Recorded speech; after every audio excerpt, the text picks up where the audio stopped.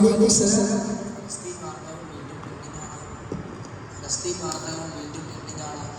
വീണ്ടും പോകാനാണ്.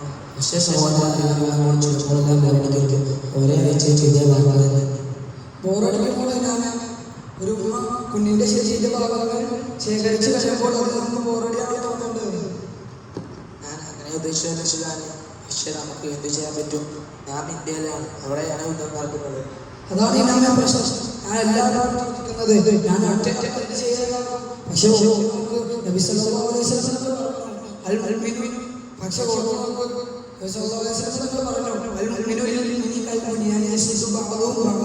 ഒരു വിശ്വാസം മറ്റൊരു വിശ്വാസിക്ക് കെട്ടിടത്തിലെ ഇഷ്ടിക പോലെയാണ്. അത് പക്ഷേ അത് എങ്ങനെ എനിക്ക് അവിടെ പോകാനാകില്ലല്ലോ. എടാ അവിടെ പോകാതെ നമ്മുടെ ഹൃദയം അവരോടൊപ്പമായിരിക്കണം. നമ്മൾ അവർക്ക് വേണ്ടി ദുആ ചെയ്യണം. ജാഗ്രതയോടെ അവർക്ക് വേണ്ടി ശബ്ദമുയർത്തണം. മറ്റേക്കെതിരെ നിൽക്കും, അനീതിക്കെതിരെ നിൽക്കുന്ന മനസ്സ് ഓർക്കണം. അതുകൊണ്ട് എന്തെങ്കിലും മാറ്റമുണ്ടാകും. ഓർമ്മയുണ്ടായിരുന്നു ബദറുദ്ദീൻ നബി സല്ലല്ലാഹു അലൈഹി വസല്ലം പറഞ്ഞത് വലാ തഹ്സബന്ന അല്ലദീന ഖുതിലൂ ഫീ സബീലില്ലാഹി അല്ലാഹുമ്മ യഹ്ദിക അലൈഹി വസല്ലം വലാ തഖദ ഫിൽ അല്ലാഹുവിന്റെ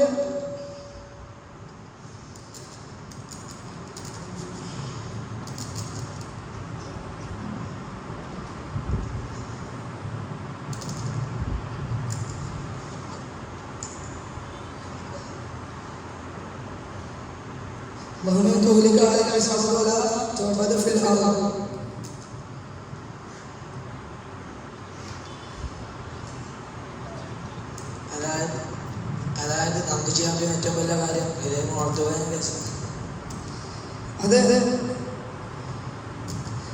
അതെ അതാണ് ഞാൻ ഫലസ്തീൻ ഒരു ഭൂമിയല്ല. അവിടെയാണ് നമ്മുടെ ആദ്യം മസ്ജിദ് നമ്മുടെ ഖിബ്ല പോലെയല്ല. അവിടെ തന്നെയാണ് മസ്ജിദുൽ അഖ്സ. നബി സല്ലല്ലാഹു അലൈഹി വസല്ലം ഇസ്രാ മിഅ്റാജ് നടത്തിയ സ്ഥലം. അതുകൊണ്ട് അവിടെ നടക്കുന്ന എല്ലാ വേദനയും നമ്മുടെ കുടുംബത്തിന്റെ ഹൃദയത്തിൽ തോന്നുന്ന വേദനയായിരിക്കും. ഇത് എനിക്ക് മനസ്സിലാച്ചതാണ്. ഫലസ്തീൻ നമ്മുടെ മതത്തിന്റെ ഭാഗം തന്നെ. ഞാൻ വെറുതെ നോക്കി നിൽക്കുകയില്ല. കുറഞ്ഞത് ഒരു ദുആയെങ്കിലും ഇൻഷാ അല്ലാഹ് ഞാൻ ചെയ്യും. അതാണ് ആവശ്യമില്ല. നബി സല്ലല്ലാഹു അലൈഹി വസല്ലം അല്ലാഹു അവരോട് പറയുന്നുണ്ട് വലാ തഹ്സബന്ന അല്ലദീന ഖുതിലൂ ഫീ സബീലില്ലാഹി അംവാതൻ ബൽ അഹ്യാഉൻ ഇൻദ റബ്ബിഹിം യുർസഖൂൻ. അള്ളാഹുവിന്റെ വഴിയിൽ മരിച്ചവരാണ്. അവർ ജീവനുള്ളവരാണ്. അവർ അള്ളാഹുവിന്റെ അടുക്കൽ വലിയ സ്ഥാനമുള്ളവരാണ്. ഇൻഷാ അല്ലാഹ് അവർക്ക് ദുആ ചെയ്യാം. ഇൻഷാ അല്ലാഹ് നമുക്ക് ഇനി കാണാം. അസ്സലാമു അലൈക്കും. വഅലൈക്കും അസ്സലാം.